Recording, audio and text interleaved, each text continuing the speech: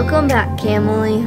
We're not in the best of situations right now. We are currently at the hospital because I have been having contractions for the last 2 hours or so, and I'm only 21 weeks right now, so that's really scary. It just came on really all of a sudden, and it was really strong at first, and like my back was hurting, and they were super close together, probably about like 3 or 4 minutes apart and lasting about 30 seconds. And then they slowly started to like decrease and be less and less noticeable, and they were like 12 minutes apart and then like 30 minutes apart, and then they kind of started coming back on while I was getting ready to go to the hospital. And I called the doctor, and they like told me, you know, since they're slowing down, like that's a good sign. I don't think you need to come in, but if you feel like you need to come in, or if they get stronger and closer together, definitely come in. But with how similar this is going compared to when I had Collette, I just really felt like I needed to come in. Like my instincts were telling me that this is not right. When I had Collette, I went to my 33-week appointment, and I wasn't really feeling my contractions.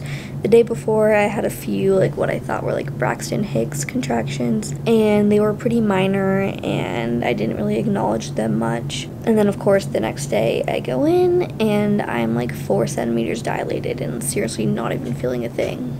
And the monitor is saying like, you're having all these contractions, and I literally didn't even feel it. So with this situation that happened with Collette and how fast I dilated and how little I was feeling everything, it's just really scary. So I wanted to come in and just make sure, see how dilated I am, see if I'm having more contractions than I'm able to even keep track of. So I'm here, and I'm hooked up to the monitor, and they just started kind of tracking it. After I kind of got in the car and started heading down here, I didn't really feel them as much, and since I've been here I haven't felt like a strong one. But the main thing is just to see how dilated I am, because if I am dilating at all and they can give me something to prevent that from happening, then that would be ideal. When I had Collette, my doctor kind of scolded me and was like, if you came in earlier, we could have prevented this.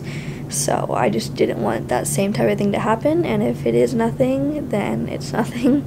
But I just thought it was worth it if there was something that they can do to prevent this baby girl from coming early, because 21 weeks is way too early for her to be coming. Landon actually just left to go drop off Collette with my aunt and uncle. They're just going to meet us at the hospital, so he's kind of switching off with them right now, because taking care of a toddler while trying to deal with this situation is just way too stressful. So I'm just hanging out by myself. They just put the monitor on me. I'm hooked up to this machine right here. It's very slowly spitting out paper with very minor little humps on it here and there. As you can see, there's a little one right there. And I kind of felt that a little bit as I was talking. They're definitely slowing down though compared to earlier. I'm nervous for them to check my cervix, because with Collette, like, yeah, I was having some contractions, but they weren't too worried about it. They just thought I was a little bit dehydrated or whatever, and they were about to send me home, and then they decided to check my cervix right before they sent me off, and I was super duper dilated. So for me, knowing what my cervix is at is more important than what my contractions are doing, because like I said, I just dilated so fast. So if I'm even the least bit dilated, then it was 100% worth it to come in.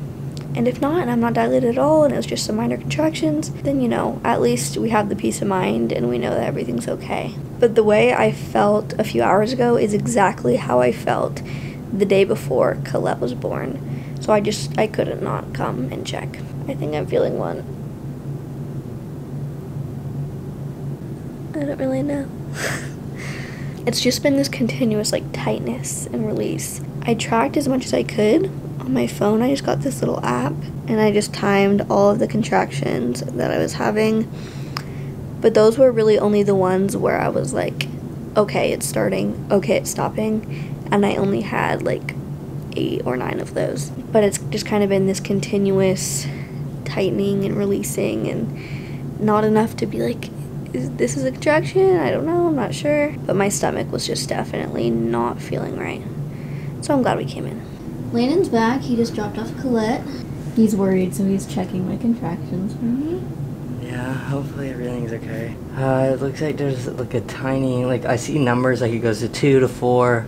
Then this was 25 and 50. I don't know. It looks like you're okay so far. At least you're here this time, because when this happened with Collette, you know where you were? Like 700 miles away from me, and it was really scary, so I'm glad I have you. We're gonna talk to the doctor soon, figure out what's going on. All right, the doctor just came in and they checked my cervix, and they said it is very thick, which once you kind of go into labor, your cervix starts to thin out and open up, but it was very thick, and if anything, like 1 centimeter dilated, which is pretty normal. So that is just really, really good to hear. It's like a weight off of our shoulders. We know that she's not coming tonight. They are kind of concerned about why I'm having contractions.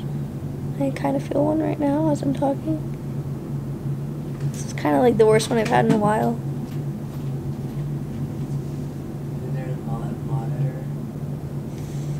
I mean, it's not like awful, like I can't talk through it, but like it's there for sure. The line is steady and then right there it goes up and then back down. But yeah, still having contractions here and there, but at least we know it's not something we need to be super duper worried about. Now at this point, they're just kind of wondering, why am I having contractions at 21 weeks? So while they were checking my cervix, they also did a little swab to see if I was leaking any amniotic fluid, to see if my water had broke at all or was leaking. So we're gonna find that out soon. They also did a urine sample when I first got here, and when I had Collette, part of the reason why I was going to labor was I had a urinary tract infection, which I had no idea about, and if I had one right now, I'd have no idea because I haven't been having any symptoms. So they're gonna check for that, because I mentioned it, and they're just kind of running all the tests to see if they have any kind of explanation for why I'm going into labor and not going to labor. I'm not going to labor right now. Why I'm having contractions, and if there's anything in the future that I could do to prevent that, because it's not a great thing. It's kind of scary. How you feeling? You feel better? Yeah, I'm tired. I know. It's been a long day. We came in here at about like 6:30, and it's like 7:30 now. And this is normally the time we're like having baths, getting ready for bed, feeding Collette dinner. So we're hungry and tired, but at least we know everything's okay and she's not coming. This scare though definitely makes me worried for when she is gonna come, because I was like, oh, like that was just such a random thing with Collette, like it was just a fluke and I just randomly went into labor, and I really thought that this time I'd just go to full term and it wouldn't be an issue. Wishful thinking, I guess, but this definitely put me in the mindset of like I need to be aware, on edge at every moment now, and just really be prepared if something does end up happening. I think it's time to go shopping for this baby sometime soon, because we have absolutely nothing at home. If you're wondering why this lighting is like blue flashing lights, because we are watching live PD on the TV right here. Little police chase going on. But yeah, I'm definitely in nesting mode even more now, and I'm just eager to get everything set up for this baby just in case it does come early. Alright, update.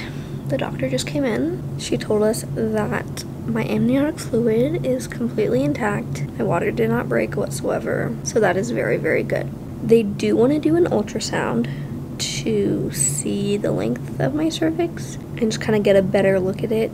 So they're going to do that as well. And then from there, I'll probably be sent home in the next hour or two. The two like main things they were concerned about, me dilating or my water being broken at all, are not anything to worry about anymore. So definitely feeling a whole lot better about the situation. And I'm really glad we went in and got told that, because I couldn't just sit home and not know what was going on and be having contractions, because it just felt way, way, way too similar to what happened with Collette. Scarily similar. And of course, last time I ended up being cut open like 3 hours later and had myself a little 4-pound baby. So yes, very, very good signs. We got our ultrasound. And I was really not expecting them to like do a full ultrasound. They basically did what they ended up doing to me like 3 days ago at my 20-week ultrasound. Yeah, they did the anatomy scan again, which I got to see because I was sick when I was... I know, it kind of works out because Landon didn't make it to my anatomy scan, so we did another anatomy scan, and he got to be here for it. And we got those pictures. They're so cute. Yeah. We also got to see a 3D image, which is the first time we've seen one. Actually, we saw one at 12 weeks. And it was not much. And this time, she was, like, covering her face, so we didn't get to really see it this time. We didn't get a picture, but we did get, like, one little glimpse where she was like this and, like, kind of showing her face a little bit. I saw it. Did you see it? Yeah, I saw it a little bit. That little part where she was just like... Yeah. Other than that, I think we're about to wrap up and go get Coco. Yeah. So they're going to come in and talk to us about the ultrasound results, I guess. As he was doing it, he said, all right, this looks good, this looks good, this looks good. I don't think there was anything wrong. And we already did this a few days ago, and they pretty much said nothing was wrong. But I'm really glad we got more pictures. Me too. We got this one that says it's a girl, which we already knew, but it's a girl. And this one's my favorite. It's like the most in-depth one that I think we've gotten so far this whole pregnancy, of like her side profile. It's so cute. You can see her little nose and her lips. Oh, adorable. Oh, her mouth is kind of open in this one. Yeah, I saw that one. Her mouth is like, oh. But yeah, hopefully we get to go home soon. It's getting pretty late. We need to go get Collette still.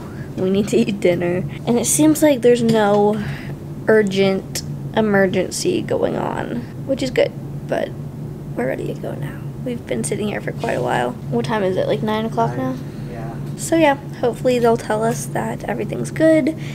Maybe even give us some kind of explanation, because we still really haven't heard like why or what to do from this point on. This has definitely put me in a state of fear and really just opened my eyes to how scary things can get, how quickly it can happen. So from here on out, I'm just gonna have to try my absolute best to be as healthy as I possibly can be. Don't overwork my body, don't stress myself out, avoid stressful mental situations, which is kind of hard at times, especially with a toddler, and just eating healthy, getting as much water as I can, staying hydrated. I just really have to be on top of things for the rest of the pregnancy. I just hope I don't have to go on bed rest. It'd be awful if they come in here and tell us that for the next 5 or so months that I'm gonna have to be in bed. Because I'm a mom, I got things to do. We still need to go shopping for this baby. I need to get things ready, and I just can't be laying in bed for months on end with everything that needs to get done. So, crossing our fingers that that's not what they're about to tell us. It's good. I know it's good. We just did the screening, so. And my butt's been hurting just from sitting in this bed for like 4 hours. So I can't imagine sitting in bed for like 4 months. So it is now 10:30 on the dot, and they came in and explained everything that we need to know, and just in case we need to come back. So she's getting dressed, and we're gonna go get Coco and go to bed because we've been here for hours. Yeah, but it was really good that she said she's not concerned about it. It's just, I guess, with your second baby, you just kind of contract more randomly. She didn't call it Braxton Hicks, which is kind of what I thought it was. She called it just irritability, just because my uterus is already used to growing a baby, so since it's growing so fast, it just contracts because it's just like a lot. It goes from like 0 to 100 pretty much. While with Collette, it was like a slow growth, and this is more just like, hello belly. Yeah. So we're gonna get ready to go, finish the paperwork, and go to bed. I'm tired. I know, me too. Let's head out of here. Get this gown off of me. I am all dressed. Back in my random outfit that I threw on, because we're like, okay, we gotta go to the doctor right now. And I just grabbed this random band t-shirt, some sweatpants, and my Uggs. Goodbye hospital, next time we see you, we will be possibly having our baby. Hopefully we don't have to go again. She basically told us that this is going to be happening quite a bit, especially the further along I am, the closer I get to my due date. You know, like, it's good that I came in when I did, but at the same time, now I know what to expect, what's normal, what's not. And she kind of explained to me under what circumstance I should come in at this point. I thought it was a lot worse and a lot scarier than it was, but she says since my contractions were not very rhythmic, it wasn't like a ticking time bomb with every single one like getting closer and closer together, then it's nothing to worry about. So now that I know that, I'll definitely have a lot less anxiety about the whole situation and not feel like I need to go to the hospital every time I have a contraction. So yeah, that is good. Good to know. We're just waiting on the discharge papers. I'm so ready to go home. Landon's just been sitting here waiting. He's fallen asleep on this chair a few times. I love you. Love you too. Did this make you scared for the real thing? Or are you less scared now that you kind of got to experience this? It'll be okay. It'll be okay.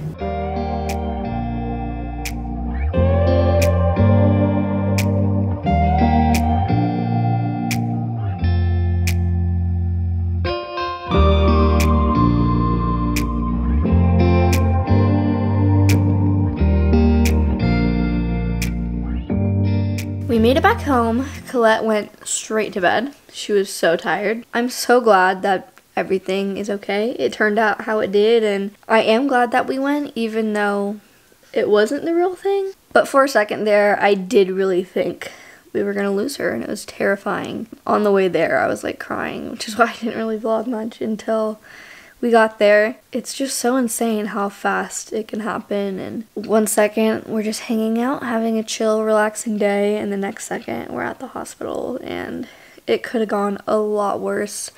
I mean, I'm only 21 weeks. Like, if I had her today, there's a very, very large chance that she wouldn't have made it. So I'm just feeling so blessed and thankful that things worked out. And hopefully this little girl stays in there for as long as possible and keeps on cooking. We are going to see a specialist. We already planned on it. At my last appointment, they referred me to them and thought it was a good idea that I take progesterone shots. And before, it was just kind of something we were considering.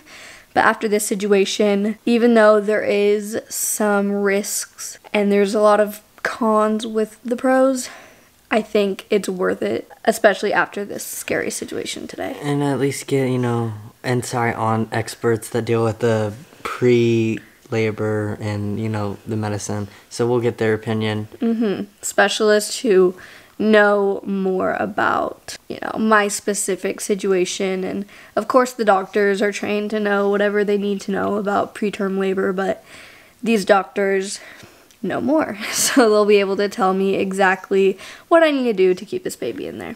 Yep, hence specialist. Hopefully they can give us some good information and maybe hear things we didn't know.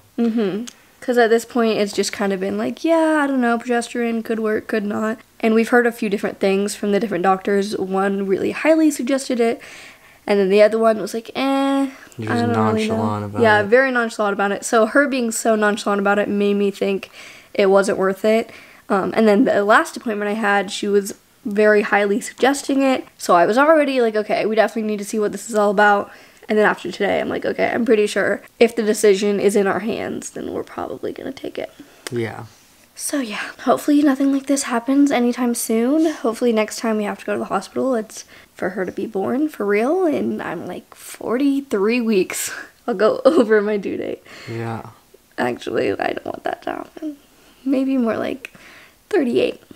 Let's shoot for 38. You hear that? 38 weeks. That's a bet. That's a deal. And one day we're going to look back on this video with our daughter and be like, you really scared us there. Thank you guys so much for watching, and we'll see you in the next video, Camly. Bye.